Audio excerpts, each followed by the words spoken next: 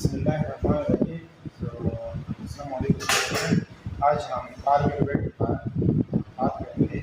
बारगल क्या है? बारगल वेट, ये बारगल का वेट है। इसको हम बी से रिप्रेजेंट करते हैं। किसी से रिप्रेजेंट करते हैं? बी से। तो बारगल वेट वेक्टर वो vector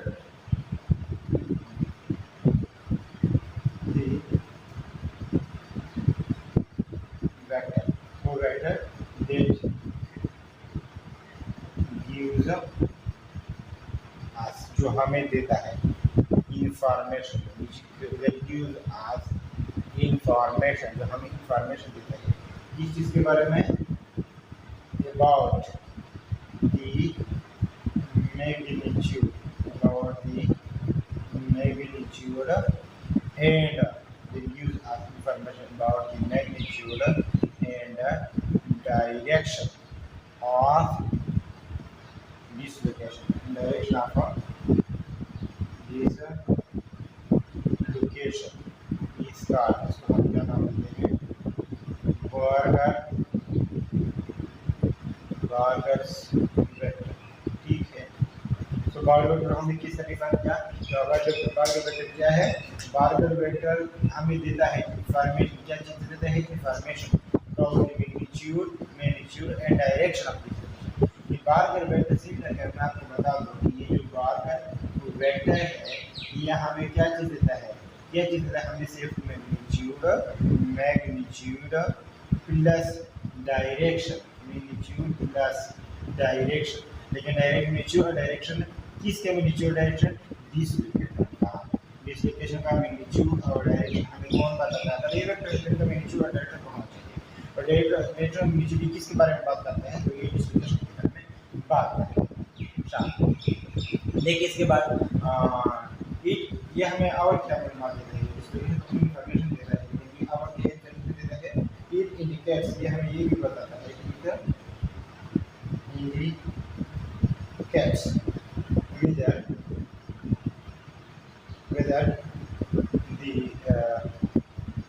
whether the dislocation is edge or screw, ये हमें ये भी बताता है कि ये डिस्लोकेशन जो है वो एज है या स्क्रू है। स्क्रू एज डिस्लोकेशन है या स्क्रू डिस्लोकेशन, तो हमें किस तरह पता है ये एज या स्क्रू डिस्लोकेशन है? तो पहले मैं लिखता हूँ कि सपोज करता हूँ हमारे पास क्या है? एज डिस्लोकेशन है। क्या है?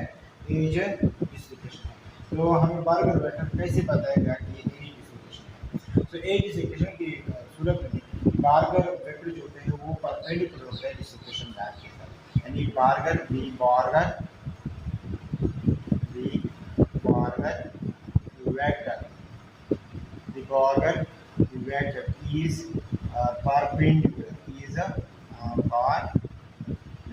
vector is perpendicular to the dislocation line,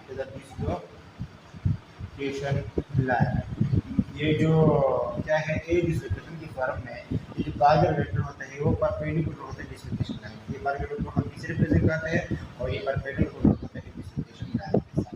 तो ये हम ये बात करते हैं कि ये ए डिस्लोकेशन का कोई बारगर वेक्टर और वो डिस्लोकेशन लाइन पर बिल्कुल परपेंडिकुलर है, तो किस किस्म का डिस्लोकेशन होगा? A dislocation.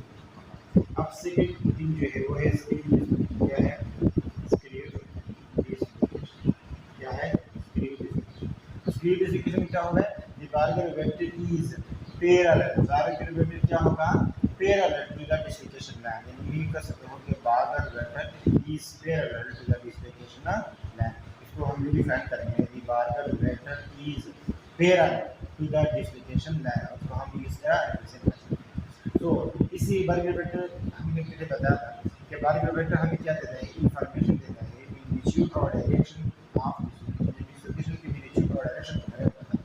इसके बाद हमने ये भी कहा था कि ये जो बारगर वेक्टर है हमें ये बताता है कि ये डिस्लोकेशन एज है या स्क्रू है। तो यहाँ पर हमने देख लिया कि अगर बारगर वेक्टर जो है वो परपेंडिकुलर है डिस्लोकेशन लाइन पर, तो हम कहेंगे कि वो क्या है? एज डिस्लोकेशन है। लेकिन अगर बारगर वेक्टर वो पैरेलल है डिस्लोकेशन लाइन के साथ, हम कहेंगे कि क्या है? स्क्रू डिस्लोकेशन है।